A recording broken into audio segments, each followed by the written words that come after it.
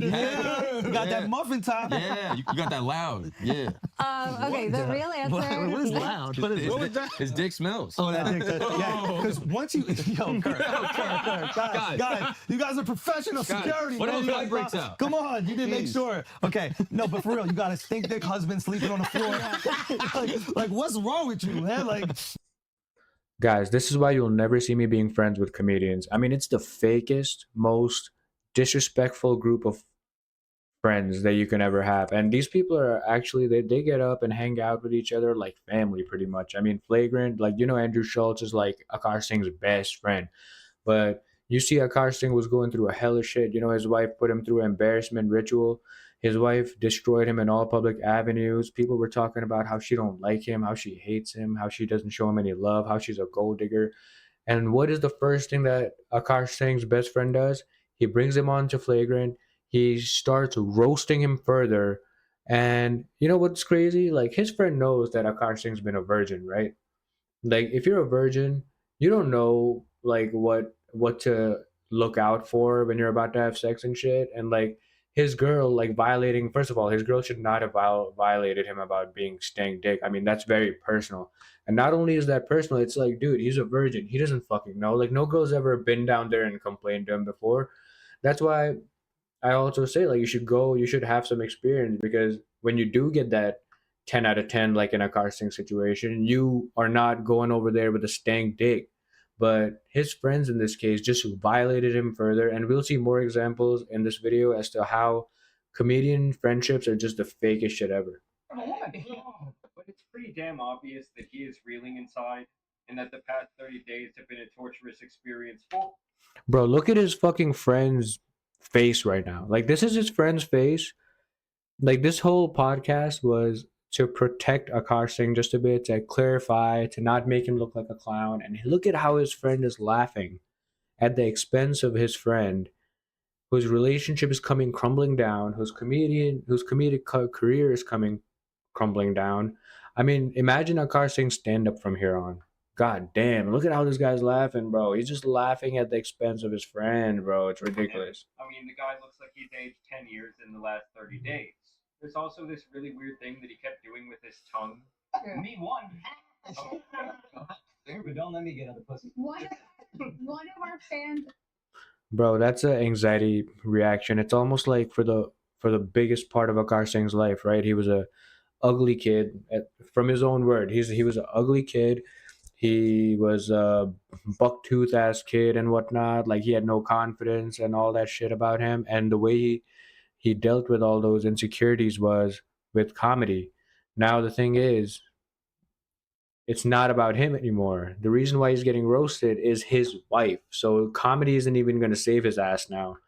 So it's almost like the one thing that was your escape is your prison kind of thing. I feel bad for bro. And he also kept doing that Kanye meme where he goes from laughing hysterically to the most bold-faced expression you've ever seen. Yeah, it's the quiet face. Women are pheromones. Yeah, there is a way that just kept you in it. You just couldn't. And honestly, I can't tell if he's more pissed off at the ringleader Andrew or his wife herself, because both are. Bro, he has to be pissed off at Andrew. I mean, the thing is, he is upset at his wife, but he can't say anything to her. I mean, she's a fucking narcissist, guys. Like, if he says something to his wife, she just puts it on him, like, oh, the reason why I make jokes like this is because you gave me this humor. I've been with you since 22. Now we've been together 10 years. Like, the way I make these jokes is because of you.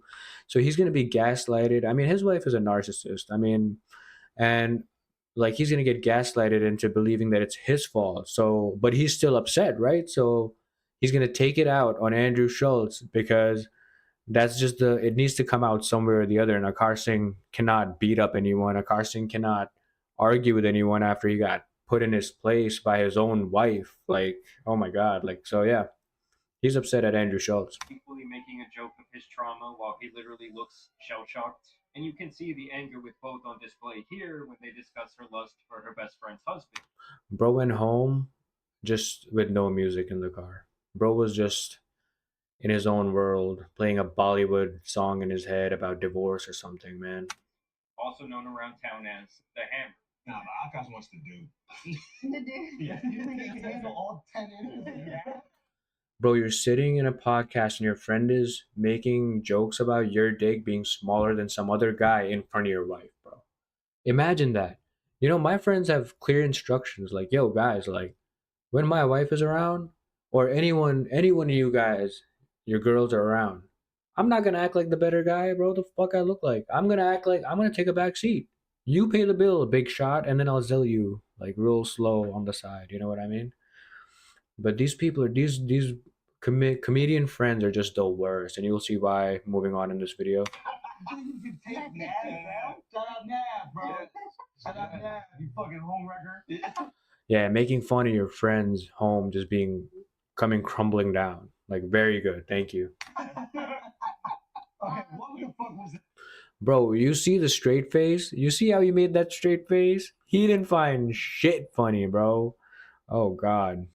Now the second victim of the terrible comedian friend circle is George Jenko. I mean, he got hoed by Logan Paul and Mike, the dude that was dating a porn star, them two. And, you know, it was blatantly obvious that these people didn't take George seriously. Honestly, this wasn't even that much of a friendship. This was just how I just want to show how, like, being friends with comedians in any capacity just blurs lines of disrespect. So let's check this out. Never had a problem with Bobby Lee. No, he knows. I had a problem with the way that Logan and you were kind of gassing him to keep doing. See, that's fair because Bobby Lee is not his friend. His friends are Logan and Mike, right? So you would obviously have an issue with your friends not having your back when you're clearly getting bullied by a random fucking comedian. See, comedians have no fucking boundaries. Oh, I did this to you. I was just joking, bro. Like there's no accountability, there's no boundaries, just jokes, guys. It's all just jokes. Started the episode putting his balls in my face. Then every 2 seconds he kept grabbing my. I don't think. How would you feel if a man that has his back completely towards you, Right. to your face, and you can't smack or beat the living Well, I brakes didn't off of this guy? walk, so- Because Logan makes me apologize to this man, or I don't have a job on Impulsive anymore. I don't think I understood. Bro, I hope you can That's a understand good that. chat. So do you remember when you called me and I said, Mike, this is all that happens? And you said, it's our fault for not telling you this, but me and Logan are really the ones who should be talking to the guest. You are really there for a boys only episode. So while I get harassed by The thing also, like one in this case, like Georgienko got pushed to the extreme, right? And Georgienko left, and people started saying, "Oh, Georgienko crashed out and whatnot." But it's like, dude, like, am I? So now you make all these fucking jokes. You cross the boundaries. You cross all these different things, and I'm supposed to not crash out? Like, what the fuck? What kind of rules is? What kind of rule is that? Like, I should be allowed to crash out then. Like, yo, Georgienko just looks like a unstable guy, right? Like, no. Like you're telling me that if someone is just bullying the fuck out of me, my friends are egging them on, I'm not supposed to go crazy. I'm not supposed to crash out. I 100% would have crashed out too. Like crashing out is completely fine. I don't know why people like keep saying, "Oh, men should be stoic." Men shouldn't be fucking stoic. Men have gone to war for fucking love, bro. Men are not hiding their feelings from anyone. Men have gone to war over deep hurt. Like men are pretty emotional people. Like there's nothing wrong with crashing out if you feel disrespected. In fact, there's so much wrong if you stay there and take that disrespect. Then you're not a man. Then you got no balls. Guys, this is what I'm talking about. Like comedians will never ever take accountability. Like just check out this reaction right after Georgienko walked out of set. and George and my guys over here, you guys.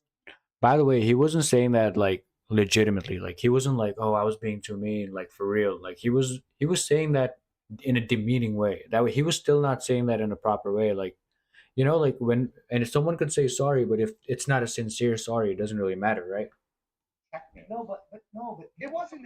No, he's a comedian. He's a comedian. He's like, we're all just joking. Oh yeah, exactly. Like he's just a comedian. We're all just joking, but like where's the line? Like why are you touching George's dick, bro? Like why are you not facing him when you're talking? Why are you facing away from him?